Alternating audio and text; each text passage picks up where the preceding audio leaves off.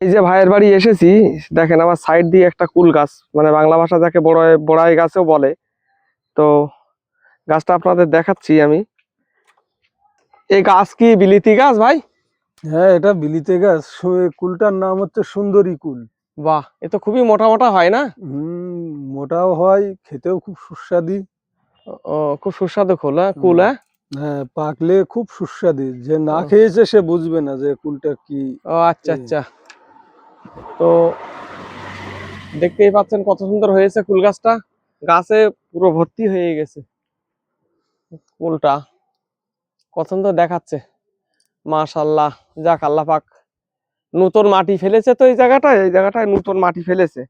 নতুন মাটি ফেলে ওনারা এই যে গাছগুলো রুইয়েছে, দেওয়ার সঙ্গে সঙ্গে খুব দারুণ ভাবে গাছগুলো হয়েছে। কত সুন্দর হয়েছে জায়গাটা। গাছটার আল্লাহ পাক তো বয়সও খুব বেশি দিন না। এ 2-2.5 বছর এটারও বয়স। এরও দু এইসব আড়াই একসে বছর বয়স।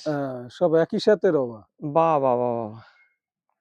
যাক, এই নতুন মাটি তো, সে জলকারের উপরে ঘরটা করেছে, ঘর করে এই যে নতুন মাটি ফেলে এইসব গাছগুলো দিচ্ছে আর মানে রোপণ করছে, রোচ্ছে।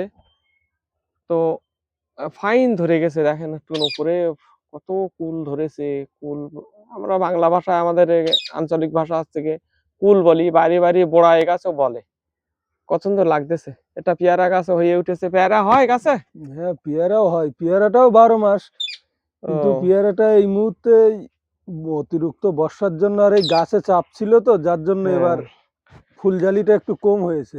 তবে দেখতে এই আসছে সবে আবার। দেখতে পাচ্ছেন ও সাইডে সব মাছের ভেড়ি, মাছ চাষ হয়।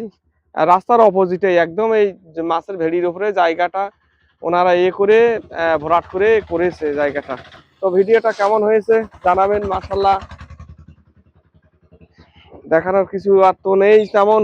গরিব মানুষ আমরা, সব এইভাবে ঘরে চাপ, মানে জায়গা জমি একটু কম থাকার জন্য দেখা যাচ্ছে এই সব আহ নতুন নতুন জায়গায় সব উঠে এসেছে।